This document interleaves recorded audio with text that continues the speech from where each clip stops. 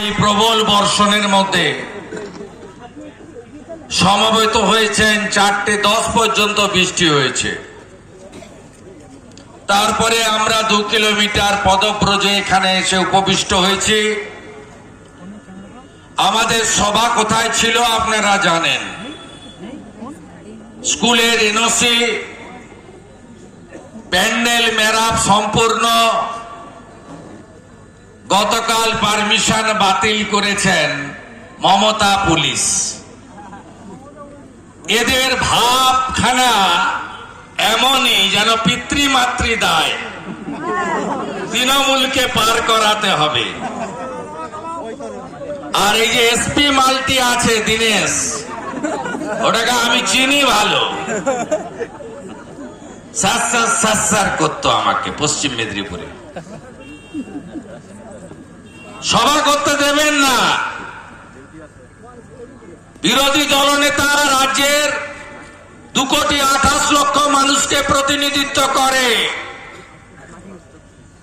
আপনার মুখ্যমন্ত্রী যদি 2,70,00,000 লোককে প্রতিনিধিত্ব করে থাকেন, আমিও 2,28,00,000 লোককে প্রতিনিধিত্ব করে থাকি। আমি বানের জলে ভেসে আসা বিরোধী দলনেতা নই। আমি আপনাদের যে মালিক মমতা ব্যানার্জিকে হারানো শুভেন্দু অধিকারী। তাই আলটিমেটলি পার্টির সহকর্মীরা এখানে আগে থেকে পারমিশন নিয়ে রেখেছিল।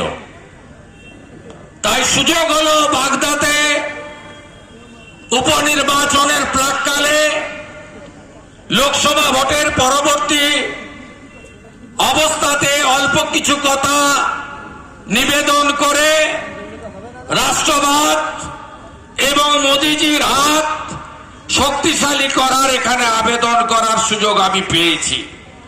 আমি ধন্যবাদ জানাই আমার মন্ডল সভাপতিগণ সুব্রত রাহা, দিবাকর তরফদার, সমীর বিশ্বাস, সুমন অধিকারীদের, যারা বুথে বুথে দলের সংগঠনকে শক্তিশালী করে জনপ্রিয় নেতা সর্বভারতীয় মতুয়া মহাসংঘের সাধারণ সম্পাদক আমার অতি প্রিয় আপনজন শান্তনু ঠাকুর মহোদয়কে শুধু বনগাঁ লোকসভা কেন্দ্রে নয়, বাগদাতেও 20,000-এরও বেশি ভোটে এগিয়ে রেখেছেন। যারা শক্তি কেন্দ্র প্রমুখ, বুথ সভাপতি, পঞ্চায়েতের মেম্বার, মহিলা যুব কিষাণ তফসিলি মোর্চা সহ